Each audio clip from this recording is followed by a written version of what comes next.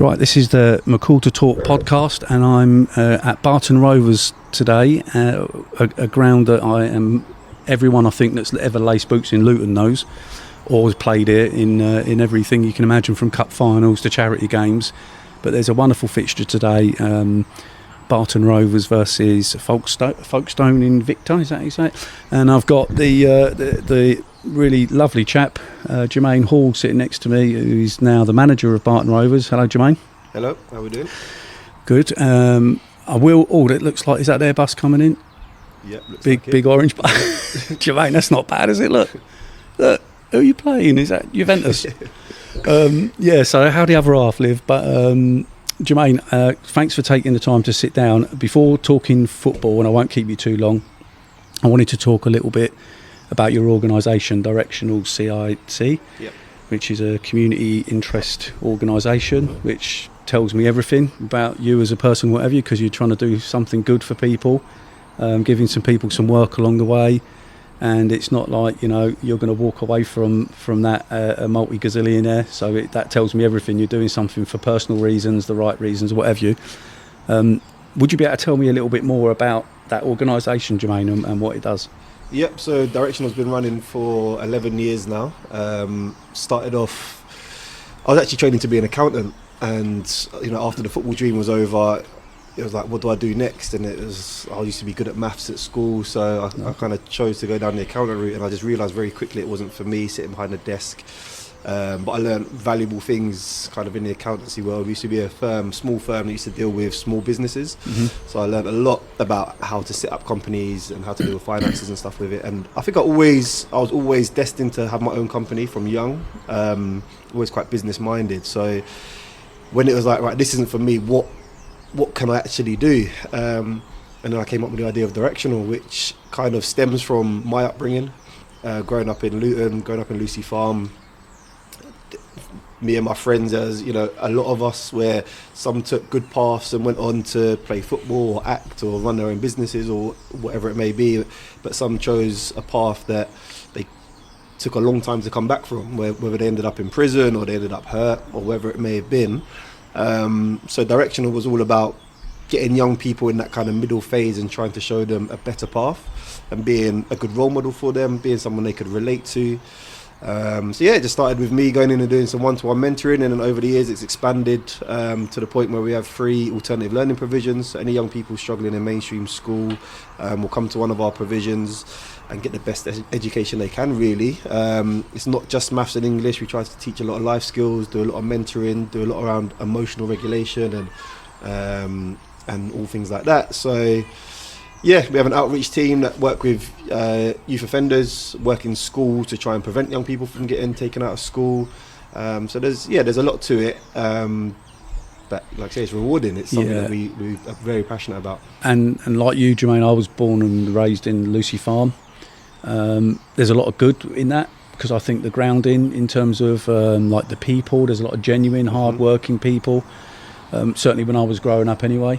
So a lot of the relationships we built were positive ones, but as well and I think being a young lad in particular, the influences were always there. For me growing up.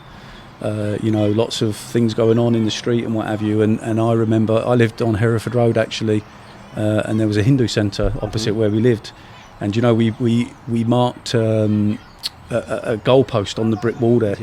And that community there, when they had a gathering, there was obviously cars everywhere. So they'd say to us, please don't play football. So some rogues obviously would carry on, and then they'd shout at us. And then, so I thought, right, I'm going to be the peacemaker here. So I'd never forget, I said, like, guys, come on, we need that little bit of space to play football. It was the only place that we could play football. So I spoke to them. Do you know what they did? The guys there, I said, look, I'll get everyone, look at me taking control. I'll get everyone to stop when you've got to meet, so we don't damage the cars and things. But can we play football like with your approval? And the guys went, absolutely, and get all of your mates to come and play. And do you know what they did, Jermaine? They painted a goalpost on the brick wall in the car park. I'll never forget that. So there's a lot of positive things from growing up in an estate like that, and but equally a lot of challenges, and it's hard. You could easily be led away. And I think for me personally, my route out was always football. Even when I was playing Sunday football, and that they didn't know at the time, but the guys picked me up for football. If they didn't do that, I would never have been able to go. So from the age of 8, 9, I was playing, and for those and right into adulthood, actually, even I call it giving your brain a break for 90 minutes or whatever it was if you're a youth and then into adult. For that time, I didn't think about anything else other than playing football, and I think sport is such a powerful tool for that. And then obviously for a lot of, as it was, young lads, women's football was not even spoken about when I was a lad. So for most of my friends, if you like, and everyone, your dream is that, right, football's the answer. For me, I didn't get to do my exams even at school. So you think, right, football is my outlet, and then I snapped the cruciate at 17, and that's the end of that. And that's the danger point, right? So whatever the reason is, not good enough, don't quite make it, you get injured, distracted, whatever it is, then reality sets in. Right, I've got no future, I've got no career, I've got no qualifications, I've got no jobs. And maybe that teacher that stood me on the table one day, and because he called me a loser because I didn't do my homework, little did he know what was going on in my house. That was the reason why I didn't do it. Maybe he's right, maybe I won't ever achieve anything. And that's, I guess, where you guys can sort of step in, right? Yeah, I mean, like football, I've been involved in football my whole life. I was at Luton as a kid, left because I didn't like it after 4 years, went to Aston Villa in my last year of high school and didn't get offered a contract at the end of that year. So it is hard. I ended up going to America and doing a scholarship out there. So football's always been part of me. I'm still involved in football now. So we use football and sports to kind of engage mostly young males that come to us.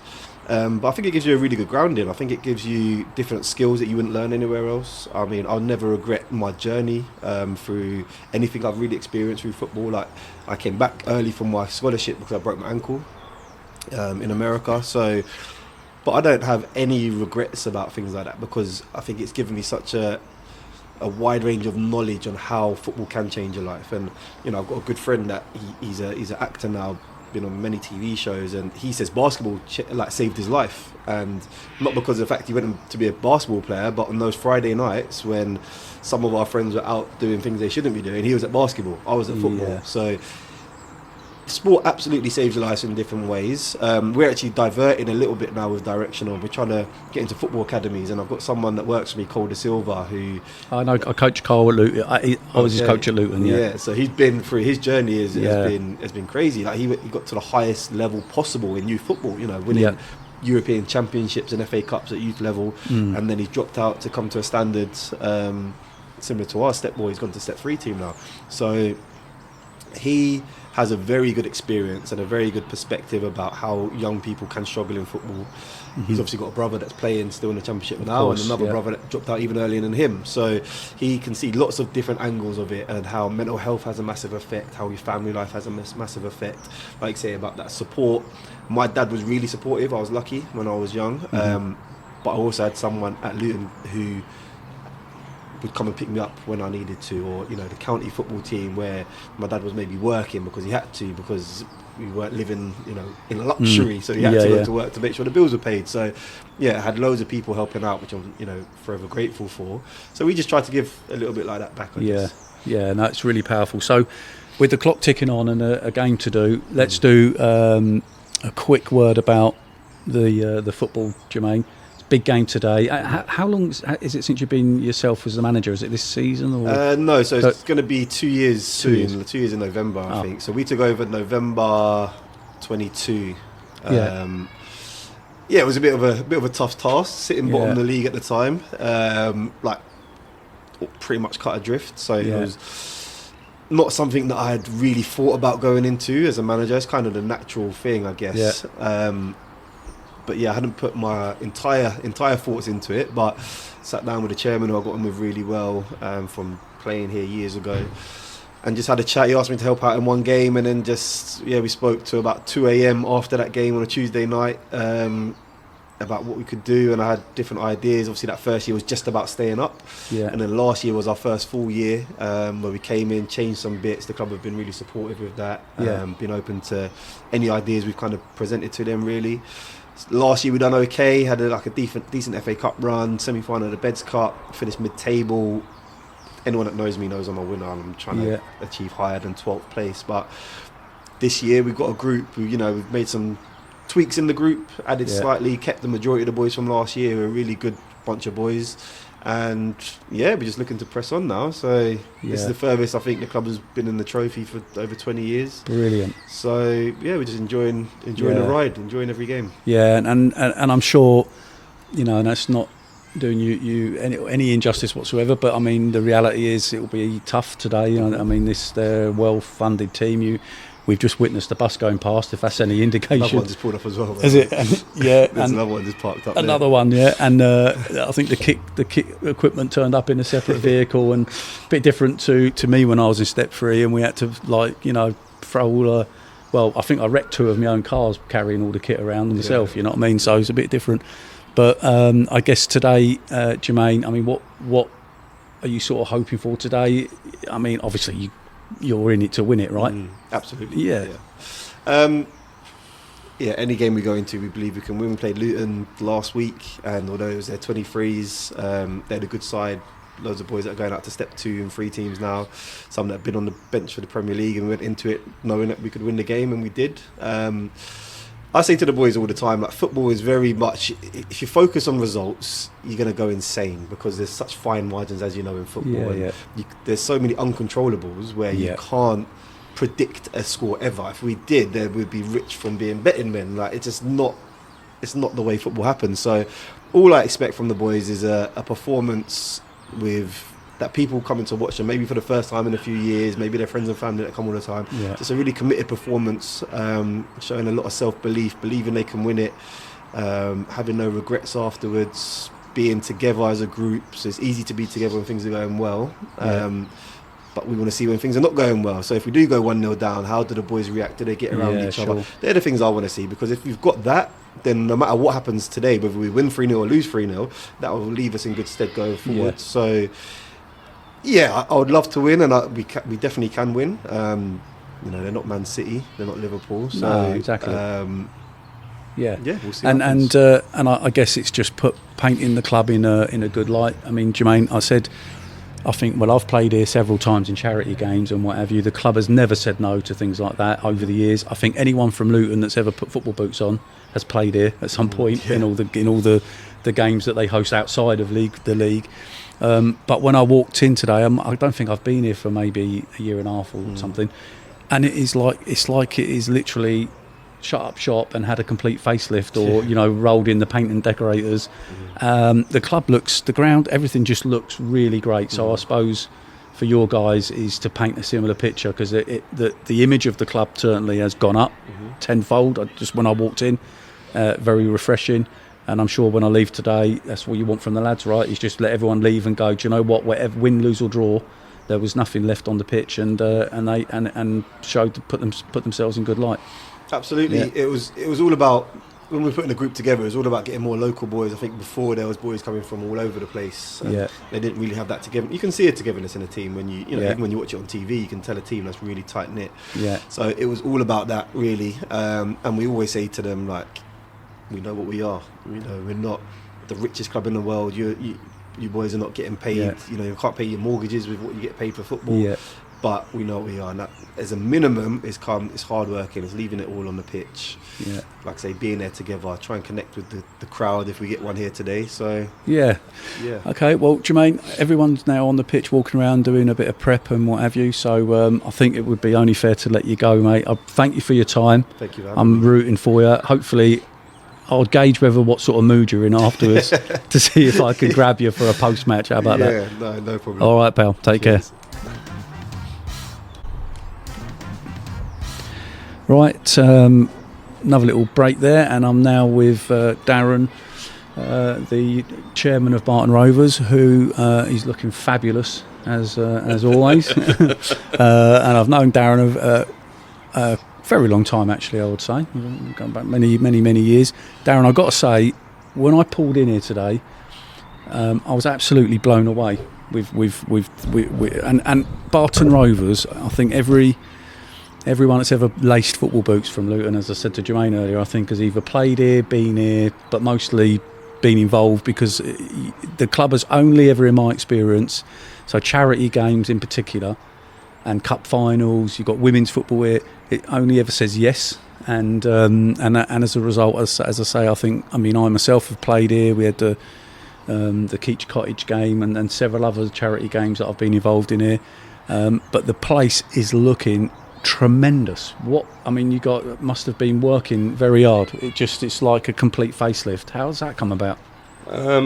We looked at the place several years ago, took some advice off people what we can do, pitch included, and we'd always had like a poor reputation as a club. And you looked around the place, and my background was in the building industry, as you know, did a load of work at Luton Town, and I know well, yeah. Let's look at the place. What can we do? We walked round, done a customer journey. What can we brighten up, tidy up? How much money have we got? And it's always a balancing act with, the budget that the manager wants for a team and what we need as a club to just keep pushing the club forward. We started about 18 months ago on the ground. We spent just shy of £250,000 on it. We've had new floodlights, pitch perimeter barriers, on the dressing rooms up, new tunnel, new turnstiles, had the car park levelled, and there's still work to do. New scoreboards on order, because that tatty thing up there now is the old one off the Oak Road stand at Luton Town that I got 20 odd years ago, and believe it or not, if it was switched on, it actually says Barton Rovers 1, Dunstable Town 2. And I don't know whether you was manager at the time, but that was the last result on it before the memory froze on it.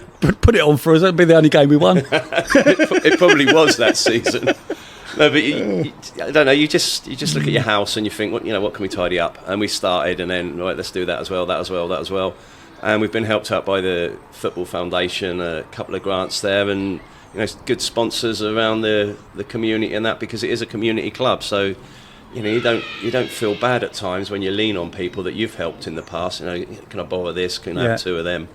And people have dug deep and give us things and lent us things, and you can do more with your money when you've got the goodwill of the community as well. Yeah, and I think in terms of the audience that comes here, of course Barton's not exactly a village, it's a fairly big place. There's lots of new building, new houses built all around Bedfordshire as well, but I think still is it fair to say most people come from Luton to this club in terms of what's the demographics? We get a lot of people that walk in on a match day. There's a big social side to it. Even if Luton have got an early kick-off down at their place, you'll get the supporters coming back from Luton on their way back. But generally people are from all over the place. I don't think there's one specific. That's the size of the crowd is something that is next on our list. We've brought a new guy in, Jason Horton, that's working on some initiatives with schools and that, just to try and big the crowds up.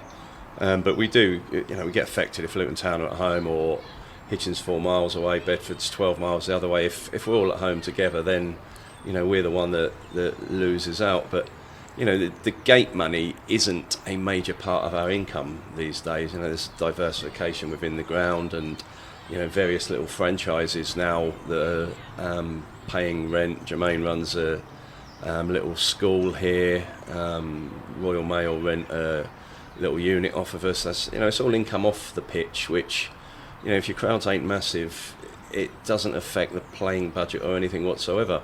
The clubhouse, the amount of functions we have in there, we're open 7 nights a week, 4 darts teams on 2 different days, dance groups, everything brings in a little bit of income. So the football side of things, you don't, like other clubs that don't open during the week, and there's no one size fits all for football, but other clubs don't open during the week. Leighton Town, for example, they get nice healthy crowds. If it's a wet, windy, cold Tuesday evening and their crowd's down, then obviously their income's down. But non-leagues do what you can, what you've got, do the best with it. And I think the last couple of seasons we've done the best with everything we can here. The groundsman's doing a fantastic job on the pitch. We've spent a lot of money on that as well. But like I started, it's like, what do you put in the budget for players? How ambitious do you want to be on the pitch, and how much do you need to leave in the kitty to keep pushing your venue on. And I think the two of them go hand in hand, because if you've got a better venue, you've got better dressing rooms, better playing surface, then players do want to come and play for you. Yeah, well, it certainly, I think that holistic approach, and my big thing in non-league, Darren, is the sustainable part and doing things kind of honestly, because we see at this level and around where clubs chuck a load of money at teams, as in budget, probably more than they can afford, and then when the over-ambition doesn't turn into reality, they then pull the budget and then are fielding like under-16s and things like this, and youth teams in competitive games, and I think that's really bad for the product itself. You want to attract more fans, but you've got to work within your means. But personally, I think if clubs do that, they should be punished in terms of points the next season to prevent it. That is one of the things, and we've got 2 or 3 clubs in the vicinity that appear to be living way out of their means, and it's a twofold thing for me. A, you're living on money you don't really have, or you're relying on a sugar daddy to put it in. But B, as soon as that sugar daddy investor walks away, you're left with, firstly, a squad that you can't afford, and B, you're at a level that you can't sustain. Most clubs that have been up, then get relegated, come back down again with a debt. Yes, everybody's got to be ambitious, but get your foundations right first. If speaking to Jermaine pre-season, what are we looking for? Well, if we're at top 7, 8 at Christmas, then we try and have a little push second half of the season for playoffs. As a club, do we want to go up? Yeah, of course we do. Do we focus on going up? No. We'll put our best foot forward. Jermaine's put a brilliant squad together. We've had a couple of rocky games, we've had a couple of great games, we had a nice little run, unbeaten in 6 or 7 games, and you think, yeah, he's got a good squad there. They don't cost the earth, they're here because they want to be here, and that's what I look at. If he comes to me and can we do this for the lads, can we do that for the lads, yes we can, because they all want to be here, they all feel part of the club. It's not a let's rent a money whore, for want of a better word. How much does he want? Let's bring him here because he's a superstar. No, you've got to fit into the ethos of the club, and Jermaine's got that spot on with the lads at the moment, and the lads do genuinely enjoy it. If you're in the clubhouse at the end of the game, you'll see what it's like. They're all sat there, and they'll still be there hour and a half, 2 hours later, and at times, me and Jermaine laugh about this, if we've had a positive result, you'll have lads from other clubs coming down here, and it's back in the day there used to be a barber shop called Desmond's where everybody turned up, and that's what it's like here some Saturdays, where you've got people from all different clubs coming down here to meet up. But it's nice that people actually come down and make it a great atmosphere after a positive result. I love it. And so today, Darren, what's the best hopes for today? Everybody's positive, but realistic. We're playing a team a league above us. They're a good team a league above us. Let's make no mistake about that. We trained well on Thursday. Jermaine's got a plan in his head on how we're going to play. He's discussed it with me, not that he needs to discuss anything. You put faith in the manager and the management team to go out and run their team how they want to run the team. But he always discusses everything. He's always open and honest on what he's doing. It's cup football. Have we got enough about us? I think we have. We had a great performance Tuesday night versus Stotfold. Last round down at Littlehampton, they was a good side. We went there, we was weakened through injuries, suspensions and unavailability, but the lads we took down there put a fantastic shift in. I reckon we could sneak a little sneaky 1-0, but it's the first 45 minutes for us where we need to keep it tight, and if we can do that, if we can go in at half time all square, then I think we've got a good chance second half of nicking that result, which I'd like to see for everybody that's involved. You've met some of the old boys upstairs today. Pat's been here over 50 years. JB used to play in the 60s and 70s. Bill Horsler will be down here shortly. He's 91 now, scored 82 goals in the South Mids League back in his day. Just something nice for everybody that's put a bit of Yeah, effort to give into them the a place. Just give them a good little day. buzz back. Yeah.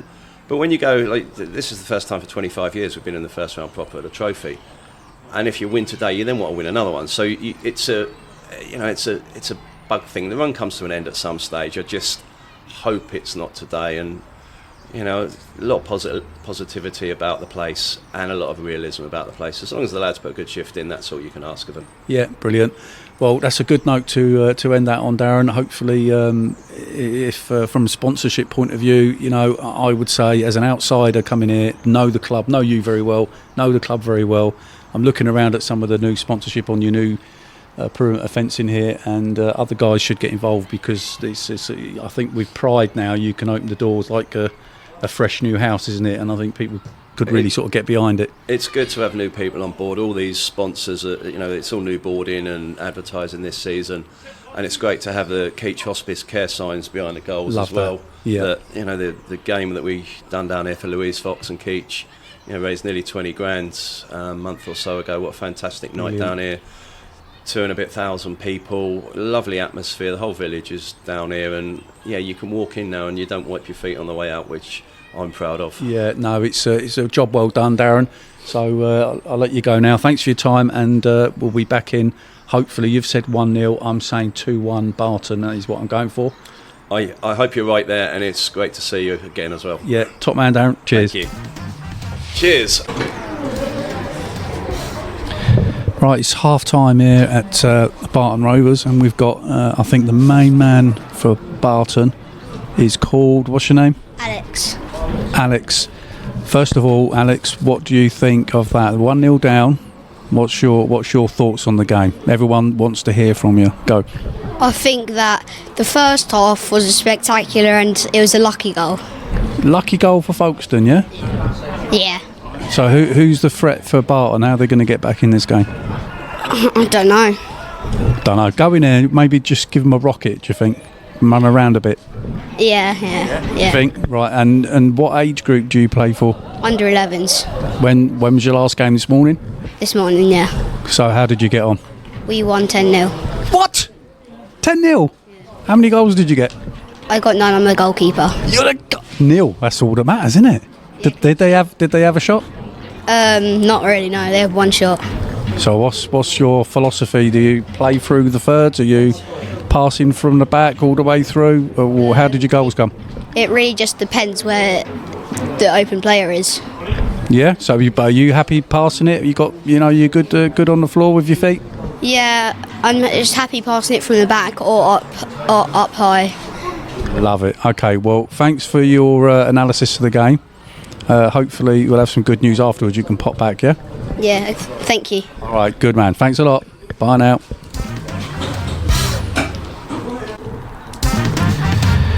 Right, I'm going to wrap up here, but I'm just with Jermaine and post-game. Jermaine, what are your thoughts on that? Yeah, obviously a tough game. I don't think it was a 3-0 game, but they deserved to win. I think they were the better side. They showed their experience at times. They showed their physicality, their fitness. 3 mistakes, 3 goals, unfortunately, which is a little bit of a killer. But I just said to the boys in there, we have to learn from it. We have to learn that clearances have to go big. You can't be dallying around in midfield. You can't misplace passes, and that's the difference really in the levels. That's the difference in the game in the end. Yeah, and it's a bit of a shame. I know you how frustrated you'd be, because there was just a spell there where you got some changes. There was a bit of tempo went up a bit. You had some lads that were brave, some young lads brave, running at people, and I think you could see a bit of panic in them. They had a couple of opportunities on the counter-attack, but you was definitely on top. And then, look, we don't want to pick people out, mistakes happen, but that was I always think about the turning point in a game. For me, it's 1-0, your towels are up, you're having a go, and then it's just, unfortunately, the pass inside, square pass, and the poor lad will be kicking himself. He probably won't need reminding, but that's the turning point, right? And then they go, and that's it, game over. Yeah, you're absolutely right. Charlie's been fantastic for us this year. He came up from a Step 5 team last year, so it's his first time at Step 4 even. So it'll be the first time he's played against teams like that'll punish him. We keep trying to say to the boys about, same things, play in the right areas. We ain't got centre halves in to look pretty and to play out from the back. You defend your goal, we'll get the midfielders on the ball, they can do that. So when he makes a mistake like that, he'll definitely be, he's hurting in there, but we just got to pick him up. Like I say, he's been fantastic this season, so mistakes happen. It's unfortunate that it then costs a goal, which then costs the game, but yeah, we'll pick him up and go again. Well, look, I mean, like I say, you could pick the bones out of it. I think 3, I don't know if you did it if I just imagined it, but Derry for them, the 9 and the 10, as we just said, walking over, but real handful. He defended his own box as good as he was in the other box, and I think the centre halves kind of switched around a bit to see, I don't know if the young lad was in the middle at first and then he moved down. I think that was, I agreed with you. I thought, crikey, put the lad with more experience on him. But he's a good player, proper good player. When he was tough to play against, I think, for you guys today. Yeah. Both their 9 and 10 was solid, very good in the air. I think one of our strengths is set plays, and we're quite a big side, and we take time to work on set pieces, long throw-ins, corners. We scored quite a few from long throws and corners this year. So when a team can defend their box that well with the 2 forwards and the 2 centre halves, we do struggle to, because normally, even if we're not scoring goals, we just keep momentum on by just winning first contact. So yeah, they defended really well. Like I say, difference in the levels, I think. Was you a bit frustrated, maybe? I think, again, it's always, we're not putting this out for that kind of thing, but I always like to look at talent. The lad Shimalo looks like young, raw. He's a lot to learn, don't get me wrong. Sometimes he looks like he runs away and you want him to come short.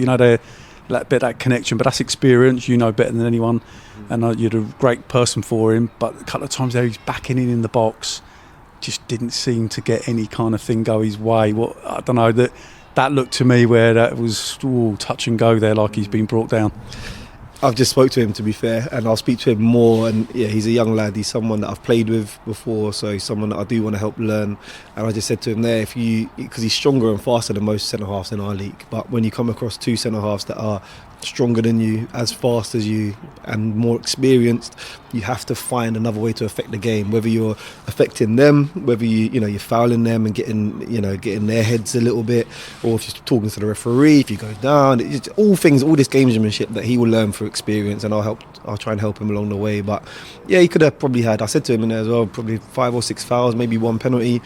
But if he's not calling for it, if he's not going on, if he's not speaking to the referee, it's not in the referee's head to then maybe give the next one. So again, they were a very experienced team. So the young boys like Shams, Hadley coming on, they'll learn loads from it. The young centre half, Chris, he's had loads of plaudits this year, and he's done really, really well today, I think, against the 2 big forwards. But they'll learn from it, which is good. Yeah, well, look, do you know what? You asked the lads to do you proud. I think they did that. I know the scoreline perhaps does suggest otherwise, but like I said, you're banging the game, but for that error, and when you're playing against better teams, I knew it, Jermaine, when we were playing Hereford, Kings Lynn, teams like this, and I've got young kids, and they punish her. Better players punish mistakes like that. So I think huge credit to you and the lads. For an hour, you're banging the race there, and just that little turning point. So on to the next one. And Jermaine, thanks for coming to talk to me. I really appreciate it, mate. Thanks a lot. No worries. Thanks for all the work you do as well. Cheers. Right, I'm wrapping that up. So on to the next one. And Jermaine, sorry, before you go, how can someone get, or if they're interested in your organisation, Directional CIC, what's the web address? Yeah, website's www.directional-cic.com. Brilliant. Okay, mate. Right, let's go. Thanks a lot. Ta-da.